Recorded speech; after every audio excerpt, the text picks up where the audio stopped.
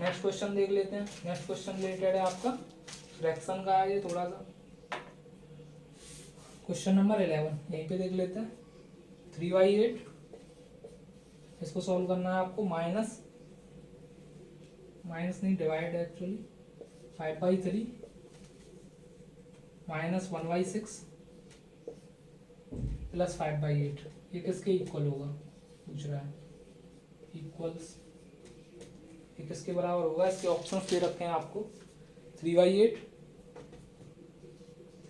Option A, option B है आपका 5/8, option C है आपका 7/8 और ऑप्शन डी है आपका 2 राइट 5/8 है। ऑप्शन डी है आपका 1 राइट 1/8। ये ऑप्शन है आपके। तो देखते हैं कैसे करते हैं इसको। सिंपल सा क्वेश्चन पूछा है तो यही सॉल्व करने की कोशिश करेंगे। देखते हैं अगर मैं इसको सॉल्व करूं, पहले ब्रैकेट सॉल्व होगा क्योंकि बोर्ड मास का क्वेश्चन, तो इसको अगर मैं मल्टीप्लाई 2 कर लूँ ऊपर नीचे तो ये क्या हो जाएगा, इसका जो डिनोमिनेटर है वो सेम हो जाएगा मल्टीप्लाई बाई 2 करने से। ठीक है, तो ये कितना हो जाएगा इसको सॉल्व करके, 5 2 या 10, 10 में से 1 लेस किया तो कितना हो जाएगा 9 और नीचे 6, तो 3 2 या 6 और 3 3 या 9।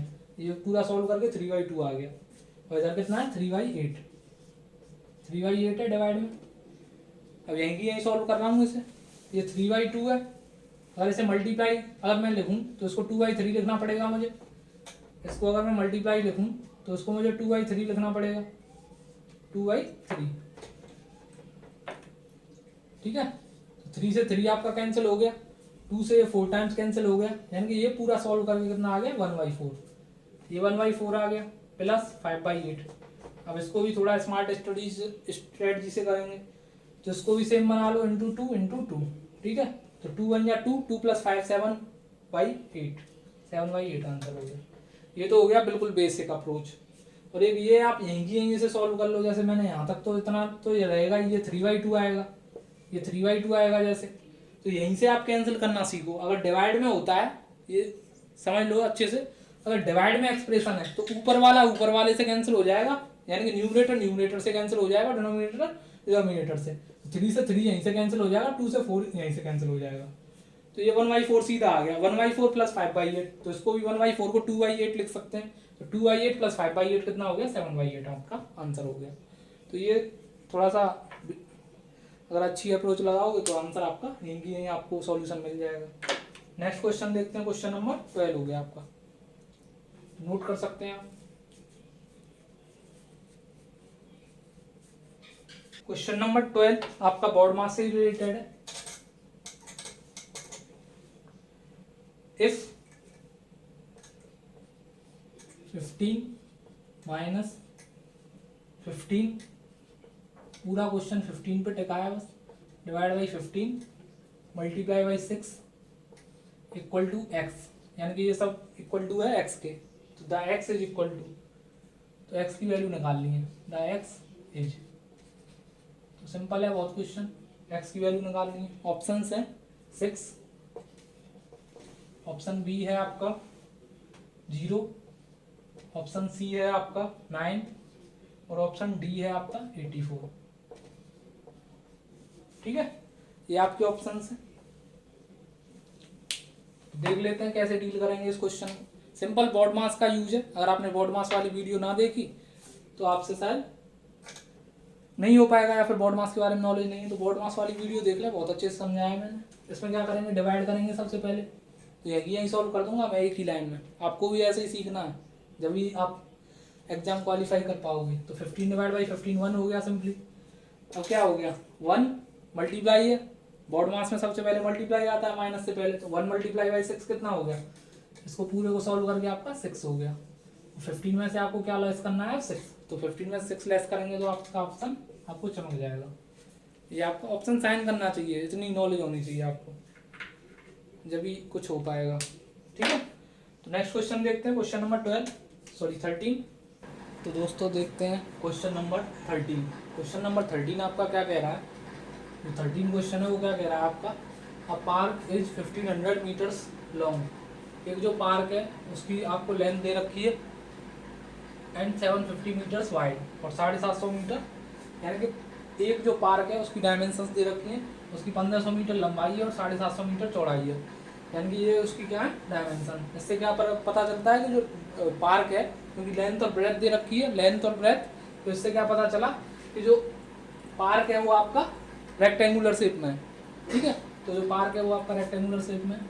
तो एक साइकिलिस्ट है, जैसे ये मैंने पार्क मान लिया, this is a park, rectangular shape है, तो इसकी जो डायमेंशंस है वो कितनी है 1500 मीटर ये आपका लॉन्ग है एंड 750 मीटर आपका ये आपका वाइड है, ठीक है। तो क्या कह रहा है, साइकिलिस्ट है to take 4 rounds of this park. Cyclist को क्या करना है, जैसे साइकिलिस्ट यहाँ से चलना शुरू करता है तो उसको 4 राउंड लगाने हैं, जैसे एक राउंड, फिर सेकंड राउंड, फिर थर्ड राउंड और देन फोर्थ राउंड, ठीक है।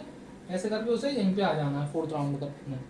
तो उसमें पूछ रहा है क्या साइकिलिस्ट को 4 राउंड्स लगाने हैं तो उसको कितना टाइम लगेगा, what time he will take at the speed of 4.5 kilometre per hour, 4.5 kilometre प्रति घंटा की स्पीड से उसे कितना टाइम लगेगा।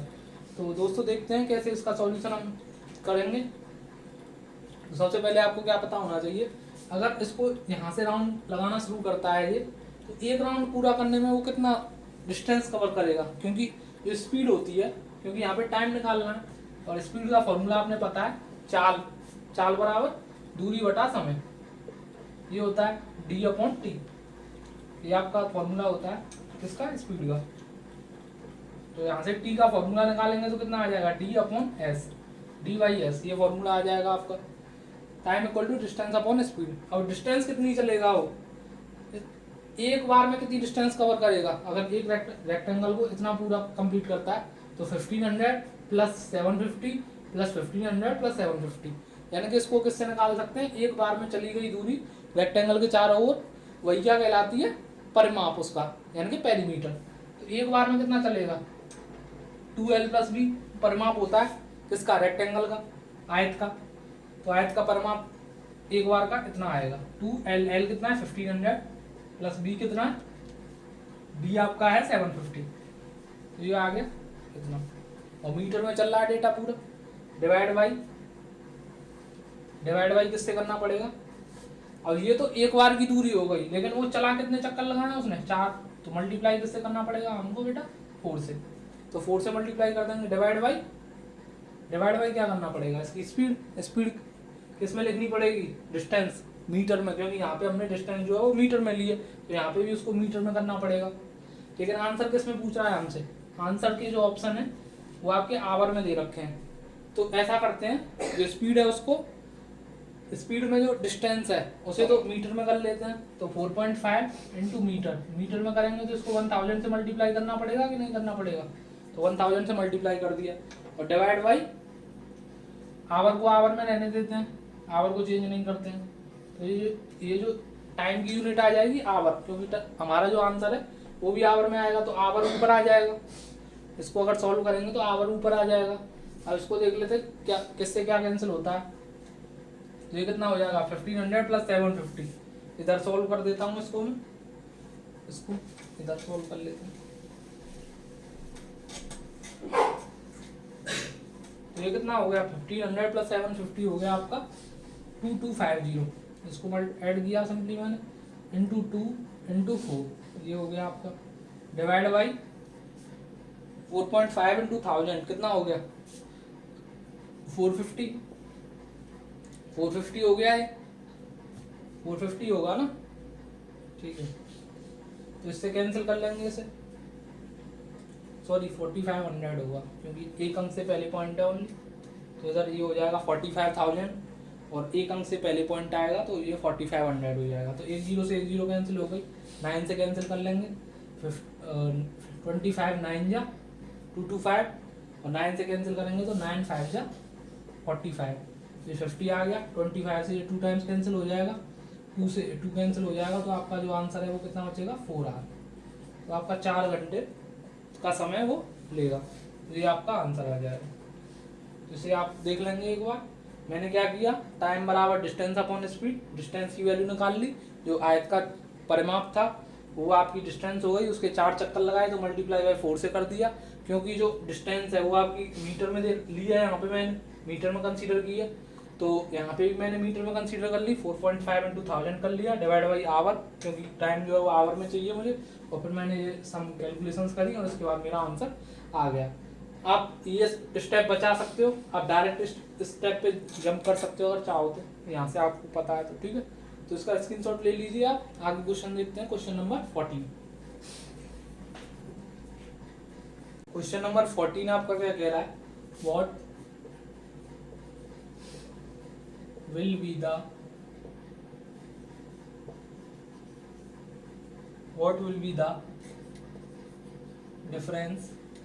डिफरेंस मीन्स अंतर, बिटवीन को मैं PW करके लिख ले रहा हूँ, difference between, what will be the difference between, अंतर कितना होगा किसका, the greatest, between the greatest 6 digit number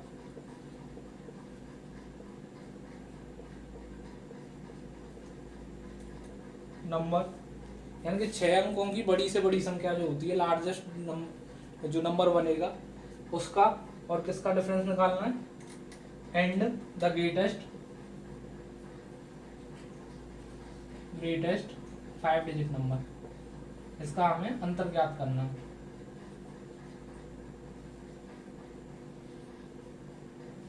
ये क्वेश्चन आपका NVS में पूछा गया था लास्ट ईयर। तो इसको कैसे सॉल्व करेंगे, तो ये तो बहुत सिंपल सवाल है। इसके पहले ऑप्शंस लिख लेता हूँ। ऑप्शन है A 1 और 2 और 3 5 0। बी ऑप्शन है आपका 1 4 0 देन 1। सी ऑप्शन है आपका 5 × 9। डी ऑप्शन है आपका 9 0 0 एंड 00। ये आपका फोर्थ ऑप्शन है। देखते हैं दोस्तों कैसे इसको सॉल्व करते हैं। क्वेश्चन में हिंदी में एक बार और पढ़ देता हूँ कि आपको अंतर ज्ञात करना है किसका, सब बड़ी से बड़ी 6 अंकों की संख्या और बड़ी से बड़ी 5 अंकों की संख्या। तो बहुत ही आसान सवाल पूछा है उन्होंने। तो बड़ी से बड़ी 6 अंकों की संख्या क्या होगी, 5 × 6 × 9। मैंने बताया था जितनी ग्रेटर डिजिट की नंबर पूछ रहा है तो उतने ही बार 9 लिख दो। तो 2 4 और ये 6 बार लिख दिया मैंने। अब इसमें से 5 डिजिट की घटानी है ग्रेटेस्ट की, तो इधर भी 9 लिख देंगे, ठीक है। इसको माइनस कर लेंगे। स्मॉलेस्ट के लिए मैंने कॉन्सेप्ट बताया ही था, अगर 6 डिजिट की स्मॉलेस्ट नंबर पूछता तो 1 के बाद में कितनी जीरो लगा देते, 1 के आगे 5 जीरो लगा देते, एक लेस करके उतना जीरो बढ़ा देते हैं बस, तो आपका स्मॉलेस्ट नंबर आ जाता है। तो ये आ जाएगा 0 0 0 0 0 एंड ये 9। तो ये आपका आंसर हो जाएगा। तो कौन सा ऑप्शन आपको ऑप्शन में नजर आ रहा है, डी ऑप्शन। तो ये आपका आंसर हो गया, ठीक है। तो इस विकल्प को आप चुन सकते हो। नेक्स्ट क्वेश्चन देखते हैं आपका क्वेश्चन नंबर 15 क्या कह रहा है क्वेश्चन नंबर, देख लेते हैं। क्वेश्चन नंबर 15 भी बहुत अच्छा क्वेश्चन है, यही नोट कर लेता हूँ, आप इसे नोट कर लीजिए। क्वेश्चन नंबर 15 है 1/4 of birds, 1/4 of birds of a flock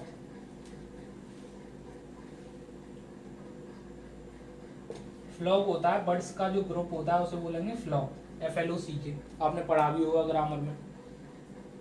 तो फ्लॉक आर एट रिवर,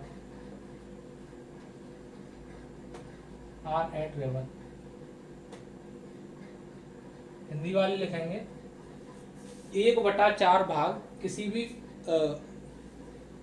पक्षियों के किसी झुंड का, पक्षी लिख लो या चिड़ियों के किसी झुंड का 1/4 भाग कहाँ पे बैठा हुआ है, नदी पे बैठा हुआ है। कहाँ पे बैठा हुआ है, नदी पर बैठा हुआ है।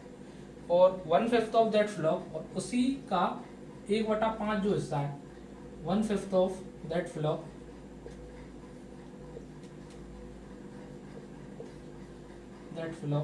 जो सेम फ्लॉक है, जो सेम झुंड है, उसका 1/5 जो हिस्सा है वो कहाँ पे बैठा हुआ है, आर इन देयर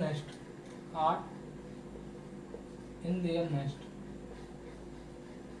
वो अपने आराम से आराम कर रहा है घोंसले में, तो वो नेस्ट में बैठा हुआ है। ठीक है, तो रिमेनिंग बचे हुए कितने पक्षी बचे हैं, रिमेनिंग 22 बर्ड्स, तो जो बचे हुए 22 पक्षी हैं वो क्या कर रहे हैं, remaining 22 birds are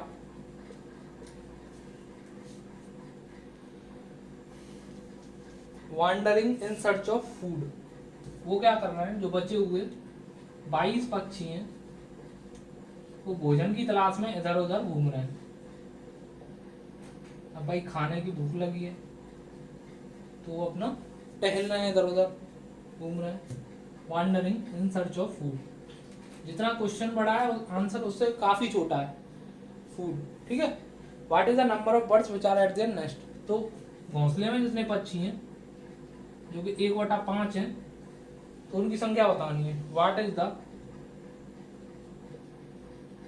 number of birds which are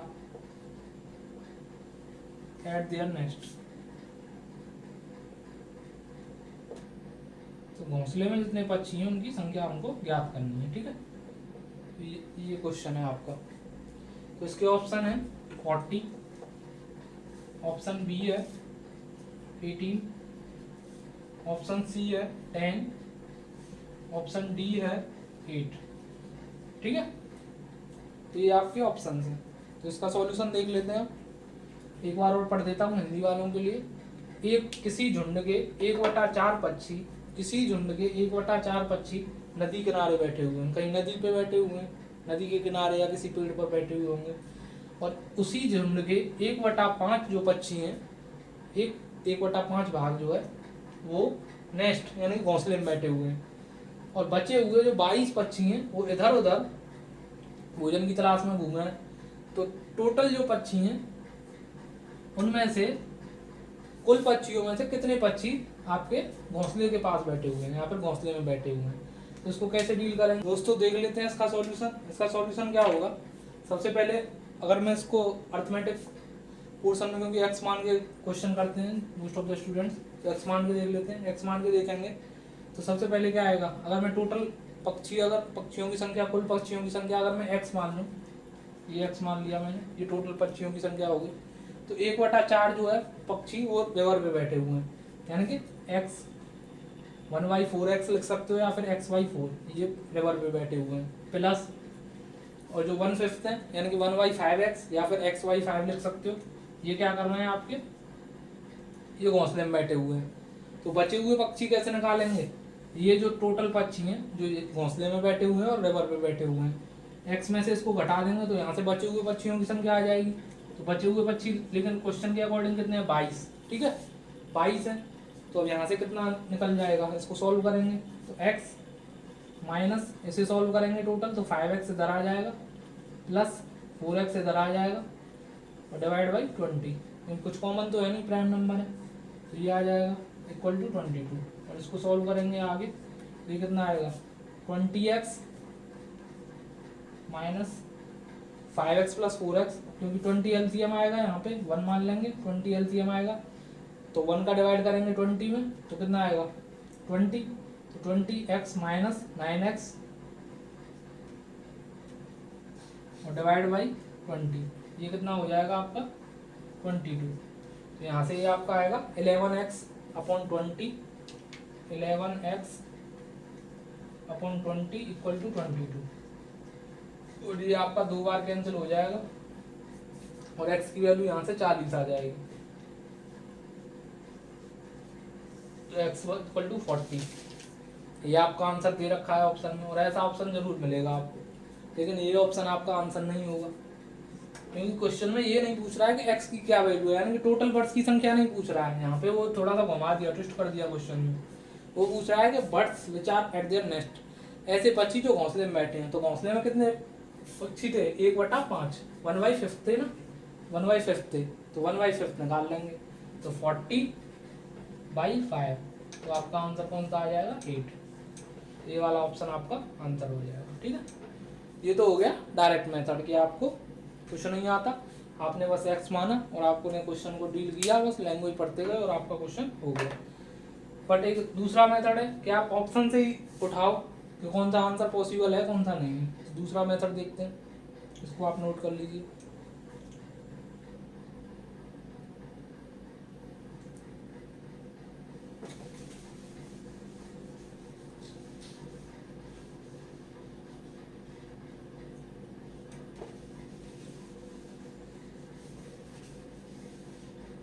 दूसरे मेथड में हम क्या करेंगे कि हम जो पक्षियों की संख्या है वो यहीं से उठाएंगे, ऑप्शन से ही चेक करेंगे एक एक करके। तो फर्स्ट ऑप्शन चेक करते हैं सबसे पहले कि फर्स्ट ऑप्शन आपका आंसर पॉसिबल है कि नहीं, क्योंकि जो आंसर जो दे रखा होगा वो 1/5 की वैल्यू आएगी, 1/5 एक्स की जो आंसर दे रखा है।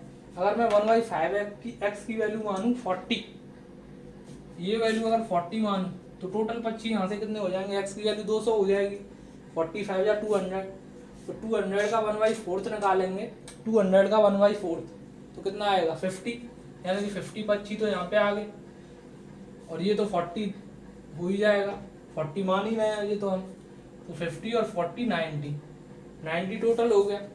50 + 50 यहाँ पे है, 40 यहाँ पे, तो टोटल 90 पक्षी हो गए, जिसमें जो बाहर है, जो नेक्स्ट में बैठे हुए हैं रिवर पे हैं, तो 90 तो ये हो गए, और टोटल 200 है, 200 में से 90 घटाएंगे तो 110 आएगा। तो ये तो पॉसिबल नहीं है ना ऑप्शन, क्योंकि हमारे तो 22 पक्षी बचे हुए हैं ना जो बाहर घूम रहे हैं, लेकिन ऑप्शन के अकॉर्डिंग आ रहा है 110, तो ये आंसर पॉसिबल नहीं है। नेक्स्ट आंसर देख लेते हैं। नेक्स्ट में क्या है, अगर मैं 40 के बजाय 1/5 की वैल्यू मानूं 18 है, तो 18 है, तो टोटल पक्षी कितने हो जाएंगे? 18 5 या 90 हो जाएंगे। ठीक है, टोटल पक्षी 90 हो गए, 18 5 या 90। अब 90 का 1/4, 90 का 1/4 निकल सकता है क्या? 1/4 हो गया 90 का 22.5, क्योंकि 90 का आधा 45, 45 का आधा 22.5। क्या पक्षियों की संख्या 22.5 हो सकती है क्या? कि 22 पक्षी और आधा पक्षी पॉसिबल है क्या? तो ये भी ऑप्शन नहीं है, ना ये है ना ये है, तो मैंने 2 ऑप्शन एलिमिनेट कर लिया आसानी से। थर्ड ऑप्शन देख लेता हूँ मैं, सी 10 वैल्यू दे रखी है, तो 1/5 की वैल्यू अगर 10 मानता हूँ मैं, इसको अगर मैं 10 मानता हूँ तो टोटल पक्षी कितने हो जाएंगे? अब तो मैं थोड़ा सा भी सेंस है आपके पास, तो आप यहीं से ऑप्शन को बड़े आसानी से एलिमिनेट कर सकते हो बिना सॉल्व किए। तो टोटल जो आपके बर्ड्स हैं वो कितने हो जाएंगे? 50 हो जाएंगे। क्या 50 का 1/4 निकालना पॉसिबल है क्या पक्षियों के केस में? 50 का 1/4 हो गया आपका, कितना हो गया? 50 का आधा हो गया 25 का आधा 12.5 भी पॉसिबल नहीं है, तो ये आंसर भी पॉसिबल नहीं होगा। तो 3 ऑप्शन आपके एलिमिनेट हो गए, चौथा आपका आंसर होगा। 8 को आप देख सकते हैं। ठीक है, तो ये आपका आंसर हो गया 8। ठीक है, नेक्स्ट क्वेश्चन देखते हैं। नेक्स्ट क्वेश्चन है आपका क्वेश्चन नंबर 16। तो 16 नंबर सवाल आपका क्या कह रहा है? We reached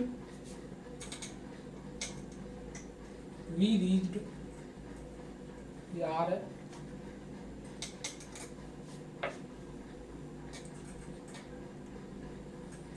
we reached our destination at, हम लोग अपने गंतव्य स्थान पर पहुंचे। कितने बजे पहुंचे? Our destination at 2:45 PM, 2:45 PM, 2:45 actually, और PM यानी कि ये शाम का समय होगा, दोपहर का, आफ्टरनून का, 2:45 PM। इतने बजे हम कहाँ पहुँच गए? अपने गंतव्य स्थान जो था हमारा, जहाँ पे हमें पहुँचना था। आफ्टर ट्रेवलिंग फॉर, और हमने कितनी जर्नी करी? अपनी जो ओरिजिन पॉइंट था, जैसे ओरिजिन पॉइंट है आपका, ये ओरिजिन पॉइंट है, और इससे हम पहुंच गए कितने बजे अपने डेस्टिनेशन पॉइंट पे पहुंचे, 2:45 PM पे, इतने बजे हम पहुंच गए। ठीक है, आफ्टर, ये आफ्टर लिखा है, आफ्टर यानी कि कितना जर्नी करने के बाद, after travelling for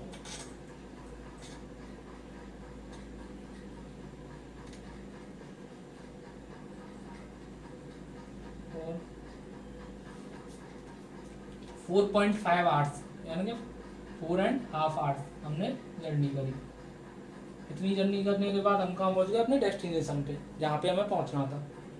when did we start, तो हमने स्टार्ट कब किया था जर्नी करना, यानी कि ओरिजिन पॉइंट से हम कितने बजे निकले थे। बहुत आसान सवाल पूछा, when did we start. Options क्या क्या है इसके, 9 बजे सुबह में, 9 AM। ऑप्शन बी है आपका 10 बजे, 10 AM। ऑप्शन सी है 10⁻15 AM।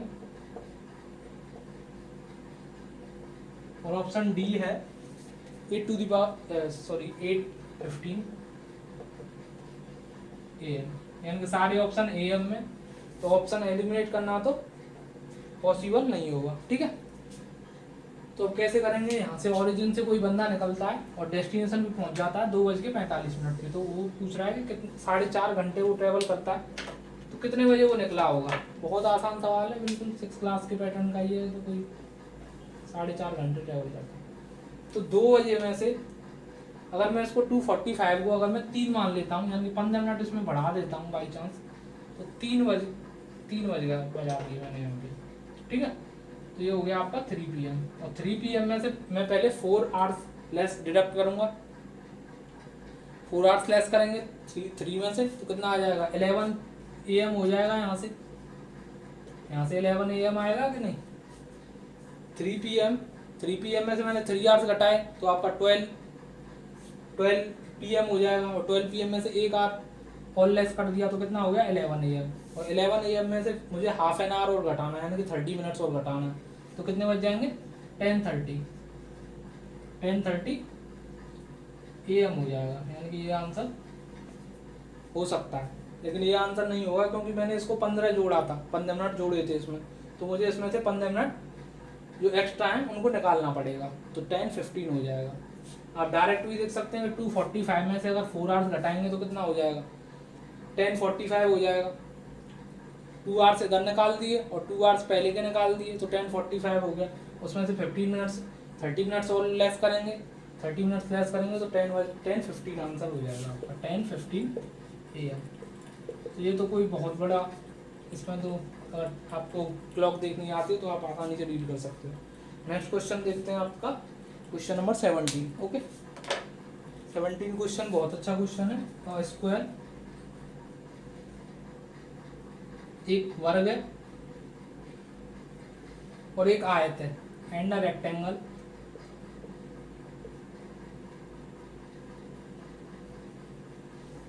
Have the same perimeter.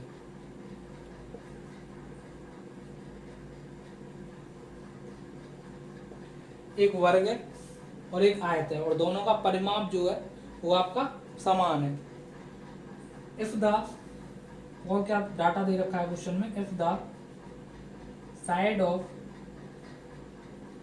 यदि वर्ग की भुजा, स्क्वायर इज, यदि वर्ग की भुजा 16 मीटर दे रखी है, कितना दे रखी है, 16 मीटर, 16 मीटर हो, 16 मीटर हो, एक वर्ग है और एक एक आयत है, दोनों का जो परिमाप है वो बराबर है, इक्वल है। यदि वर्ग की भुजा 16 मीटर है, एंड द लेंथ ऑफ, और डाटा दे रखा है कुछ, लेंथ ऑफ, और जो आयत की लंबाई है, रेक्टेंगल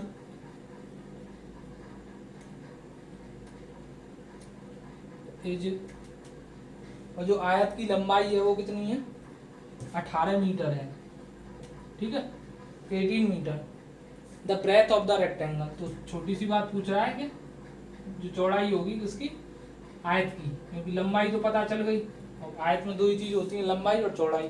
तो breadth of the rectangle is, rectangle की जो आयत की जो चौड़ाई है वो आपको वो निकालनी है, कितनी होगी। ऑप्शन है आपके 14, 15, 16, 17। 14 मीटर, 15 मीटर, 16 मीटर एंड आपका डी ऑप्शन है 17 मीटर। ये आपके ऑप्शन हैं। तो कौन सा ऑप्शन होगा इसमें से आपको सेलेक्ट करना है। तो देखते हैं, बस फॉर्मूला बेस्ड क्वेश्चन है। अगर आप फॉर्मूला पता है तो आप डायरेक्ट कर लोगे, और फॉर्मूला आप डायरेक्ट भी नहीं पता तो भी आप सोच सकते हो कि वर्ग की सारी भुजाएं समान होती हैं, तो एक चक्कर लगाना है। तो a plus A plus A plus A, 4 sides का सम करेंगे तो 4a आ जाएगा। तो 4a तो इसका पेरीमीटर हो गया, और 2l प्लस b इसका तो हमने देखा ही था पिछले सवाल में।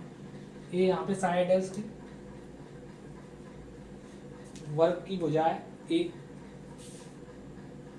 ये हो गया 2 लंबाई प्लस चौड़ाई l प्लस b, ये हो गया आपका। वैल्यू पुट करो, आंसर पाओ। तो 4 into 16 equal to 2 l, l कितना 18 प्लस b तो b है। तो ये 2 से कितने बार कैंसिल हो जाएगा, इधर ले जाएंगे तो इधर ये डिवाइड में जाएगा, तो इसको इधर डिवाइड में भेज देते हैं। तो 2 से 8 बार कट गया, और 8 4 जा हो गया 32। तो ये आ गया 32 इक्वल टू 18 प्लस b। तो b की वैल्यू कितनी आ जाएगी यहाँ से 32 माइनस 18, जो कि आपका हो जाएगा 32 में से 16 लेस करेंगे तो 16, और 2 और लेस कर देंगे तो 14। तो 14 मीटर आपका। इसको तो डायरेक्ट कर सकते हैं, ये ऑप्शन यहाँ से आप डील करिए सीधा, क्योंकि फॉर्मूला तो आपको पता होता ही है। फॉर्मूला लिखने का पेपर में टाइम नहीं होता है, ये सब आपको घर पे ही प्रैक्टिस करके जाना पड़ेगा। तो नेक्स्ट क्वेश्चन देखते हैं, आपका क्वेश्चन नंबर 18। तो नोट कर लीजिए आप दोस्तों। 18 नंबर क्वेश्चन, 18 नंबर क्वेश्चन क्या है? 18 नंबर क्वेश्चन आपका क्या है? If the number b is 10% less than number c, कोई नंबर है b, वो 10% कम है, कौन से नंबर से? c नंबर से। c नंबर से जो b नंबर है, there are 2 numbers b and c। तो जो b नंबर है वो 10% लेस है, किससे? 10% कम है, किससे? c से। और c जो है, अब c की वैल्यू कैसे निकालेंगे? c is 5% more than 150। और सवाल में दे रखा है कि c की वैल्यू जो है वो 150 से, यानी कि 150 से 5% ज्यादा है। तो b का मान हमें ज्ञात करना है कि b की वैल्यू क्या होगी। देखते हैं b की वैल्यू क्या होगी। तो सबसे पहले हम c की वैल्यू निकाल लेते हैं, क्योंकि c से छोटा है ना, 10% कम है, कौन? b। तो c की वैल्यू कैसे निकालेंगे? c होगा, कितना होगा? 5% मोर देन है 150 से। तो 150 का अगर मैं 10% निकालूं तो कितना आएगा? 150 का 10% हो जाएगा 150 मल्टीप्लाई बाई 10/100। वैसे आपको डायरेक्ट पता होना चाहिए कि एक जीरो हटा देनी है, तो ये आ जाएगा 15। तो इसको सोल्व करके आ जाएगा 15। 150 का 10% हो गया 15। 15 तो ये हो गया, और तो हाफ कितना हो जाएगा इसका? क्योंकि 10% 15 है, तो आधा कितना हो गया? 7.5।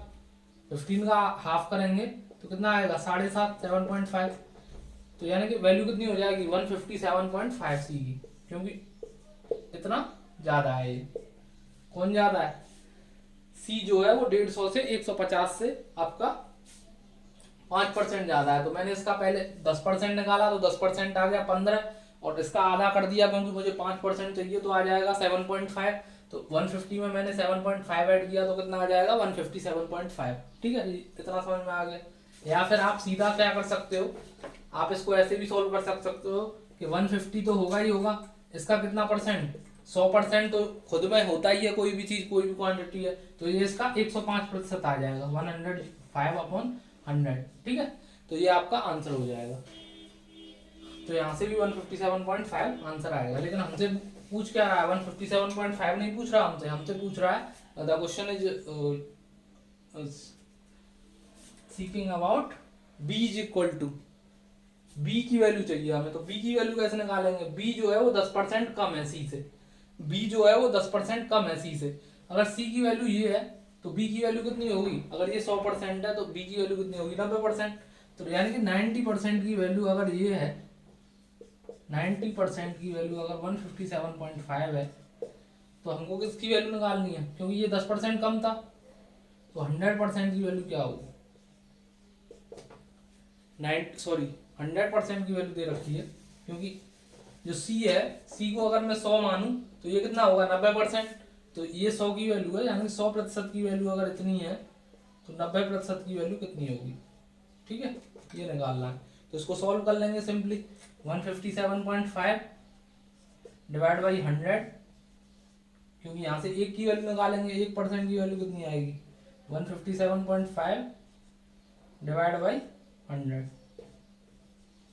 और यहाँ से हम 90% की वैल्यू निकालेंगे तो मल्टीप्लाई बाय 90, तो यहाँ से आप निकाल सकते हो। इसको सॉल्व करोगे तो इसको सॉल्व करने की जरूरत नहीं है, आपको थोड़ा सा दिमाग लगाना, क्या दिमाग लगाना, मल्टीप्लाई करने की जरूरत नहीं है। जब आप इसे 9 से मल्टीप्लाई कर रहे होगे तो 9 से मल्टीप्लाई करोगे तो ये 9 का मल्टीपल बन ही जाएगा, क्यों, क्योंकि 9 से मल्टीप्लाई कर दिया किसी चीज में, अगर भाई मैं 10 में अगर कोई संख्या 10 है, इसमें मैं 9 से मल्टीप्लाई कर दूँ तो 90 आएगा, और 90 क्या हो गया, 9 का मल्टीपल हो गया, तो यानी कि इसमें 9 तो छुपा होगा, ठीक है, 9 हिडन होगा। तो 9 देख लेते हैं कौन से ऑप्शन जो है वो 9 से कैंसिल हो रहा है, 9 का मल्टीपल है, तो देख लेते हैं लास्ट ऑप्शन देखते हैं पहले, 4 और 2 6 हो गया, 6 7 13 13 5 18, ये ऑप्शन आंसर हो जाएगा, हो सकता है, अभी हो जाएगा नहीं बोल सकते क्योंकि कोई भी हो सकता है। 1 5 6 हो गया, 6 1 7 7 7 14 5 19, ये आंसर नहीं हो सकता क्योंकि ये 9 का मल्टीपल नहीं है। 1 5 6 6 3 9, 9 तो पूरा कैंसिल हो ही गया, और 8 और 5 13, 13 मीन्स 4, ये भी आंसर कैंसिल नहीं होगा, 4 रिमाइंडर बचेगा। इसको देख लेते हैं, 5 1 6 6 7 13 13 8 13, और 8 5 13, 13 और 13 26, ये इसमें भी 8 आएगा रिमाइंडर, तो ये भी आंसर नहीं हो सकता। तो हम देख पा रहे हैं कि हमने कितनी आसानी से ये क्वेश्चन डील कर लिया। नेक्स्ट क्वेश्चन देखते हैं, नेक्स्ट क्वेश्चन है आपका क्वेश्चन नंबर 19। तो देखते हैं दोस्तों क्वेश्चन नंबर 19 क्वेश्चन क्या कह रहा था, प्राइम फैक्टराइजेशन ऑफ 640 इज, तो प्राइम फैक्टर निकालने सिंपली, अभाज्य गुणनखंड आपको ज्ञात करने हैं किसके, 640 के। तो कैसे देखते हैं, एक तो ये ऑप्शन से पकड़ लें, एक ये ऐसे करके आप देखते जाइए 640, ये तो मेथड आपको आता ही होगा, हम ऑप्शन से पकड़ने वाला मेथड देखते हैं। तो ऑप्शन से देखेंगे तो मुझे दिख रहा है 640 में 64 इंटू 10, 64 इंटू 10, और 64 आपने पढ़ा होगा, अगर 2 की पावर करते हैं तो 2 की पावर 5 जो होती है वो 32 होती है, 2 की पावर 5 32 होती है, तो 2 की पावर 6 64 हो जाएगी, 32 2 जा 64 होता है, और एक 2 यहाँ से निकल जाएगा आपका, 2 इंटू 5 लिख सकते हैं उसको, तो 2 की पावर 7 हो जाएगा, यानी कि जिस ऑप्शन में 2 की पावर 7 होगी, यानी कि 7 बार 2 लिखा होगा मल्टीप्लाई में और 1 बार 5 लिखा होगा, वही ऑप्शन आंसर हो जाएगा। तो देखते हैं क्या इसमें है 7 बार, इसमें तो नहीं है, क्या इसमें है, इसमें 6 टाइम्स है 2, इसमें है, इसमें भी नहीं है, नहीं है ना, इसमें भी 2 4 5 टाइम्स है और 2 बार 5 है, इसमें है, तो ये आपका ऑप्शन आंसर हो जाएगा, 2 4 6 और 1 7, तो गुणा 5, ठीक है, तो ये आपका आंसर हो गया। तो हमने आसानी से आंसर को टिक कर लिया, या फिर अब फैक्टराइजेशन मेथड से जाओगे तो थोड़ा सा टाइम टेकिंग होगा, वो जब ऑप्शंस दे ही रखे हैं तो कोई दिक्कत ही नहीं है, प्रॉब्लम ही नहीं है। नेक्स्ट क्वेश्चन है जो आपका सिंपल इंटरेस्ट से है। सिंपल इंटरेस्ट से क्या क्वेश्चन है, इन हाउ मेनी ईयर्स, कितने वर्षों में 1200 रुपए की धनराशि, कितने वर्षों में 1200 रुपए की धनराशि 1800 हो जाएगी, जब जो ब्याज का दर है वो 5% प्रति वर्ष हो और साधारण ब्याज लगेगी, साधारण ब्याज का जो दर है वो 5% पर एनम है, ठीक है। तो एक तो यही है, आप ऑप्शन से उठा के चेक कर लें कितना ब्याज मिलेगा एक साल में और कितने साल लगेंगे, तो इतना ब्याज हमें टोटल मिल जाएगा। एक यही है, आप फॉर्मूले से जाएं, फॉर्मूला क्या बनेगा यहाँ पे, सबसे पहले मैं ये निकाल लूँ कि ब्याज आखिर में मिला कितना है, तो ब्याज कितना मिलेगा, ब्याज निकालने के लिए क्या करते हैं, S I equal to P sorry amount minus principal, amount minus principal करेंगे, तो अमाउंट कितना है 1800 हो जाती है, फ्यूचर जो वैल्यू होती है वही अमाउंट होती है, फ्यूचर में 1800 हो गया और दिया कितना था 1200, तो टोटल ब्याज कितना मिल गया 600 रुपया, ठीक है, यानी कि ब्याज की वैल्यू आ गई 600। और ब्याज बेटा हम निकालते कैसे हैं, P into R into T by 100, ये तो सबको पता होता ही है, ठीक है। तो इसको सॉल्व करेंगे तो कितना आ जाएगा, ये हो जाएगा 600 इक्वल टू 1200 मल्टीप्लाई बाई 5 और मल्टीप्लाई बाई टी, टाइम निकालना है, डिवाइड बाई 100। तो इसको सॉल्व करेंगे, 2 0 से 2 0 कैंसिल हो जाएगा, 12 5 या 60 हो जाएगा ये, और 600 को 60 से डिवाइड करेंगे तो कितना हो जाएगा, टी की वैल्यू आ जाएगी यहाँ से 10। आप सॉल्व करोगे तो इसको टी की वैल्यू 10 ईयर्स आ जाएगी। तो आपका ये ऑप्शन आंसर हो जाएगा। एक ये आप ओरली से चेक करने की कोशिश कीजिए कि 600 रुपये ब्याज मिल रहा है, 600 रुपये ब्याज मिल रहा है, 5% की दर से मिल रहा है, 600 रुपये ब्याज मिल रहा है, 5% की दर से मिल रहा है, ठीक है। 5% की, यानी कि 5% आपको एक साल में मिलता है। और कितने पे मिलता है, 1200 पे। तो 1200 इंटू 5 करें, 1200 का 5% निकालें तो कितना आएगा, 60। 1200 का 5% कितना होगा, 1200 का 10% हो गया 120, तो 5% कितना होगा, 60। तो 60 में किससे मल्टीप्लाई करेंगे, 600 आ जाए। तो 60 में 20 से मल्टीप्लाई करेंगे नहीं आएगा, 15 से करेंगे नहीं आएगा, 25 से करेंगे नहीं आएगा। तो सिंपली आप 10 से मल्टीप्लाई कीजिए, आपका आंसर 600 आ जाएगा, ठीक है। 10 ईयर्स में आपको इतना जो इंटरेस्ट है वो मिल जाएगा। तो ये हमने देखा एनवीएस का जो सॉल्यूशन था, एनवीएस का जो लास्ट ईयर एग्जाम हुआ था। तो आई होप दैट जो स्टूडेंट्स आपके 6 क्लास का एंट्रेंस एग्जाम जो 5th में थे अभी, और 6 क्लास का जो जून में शेड्यूल है आई थिंक एनवीएस का एग्जाम, तो उसको अटेंड करने जा रहे हैं, उनको बहुत ही हेल्पफुल होगा ये सेशन। अगर आपको वीडियो वास्तव में अच्छी लगी है तो लाइक करें और शेयर करें अपने फ्रेंड्स के साथ, या फिर किसी भी ऐसे स्टूडेंट के साथ जिसको इसकी ज़रूरत हो, जिससे उसको कुछ एग्जाम की प्रिपरेशन में कुछ फ़ायदा हो सके। धन्यवाद।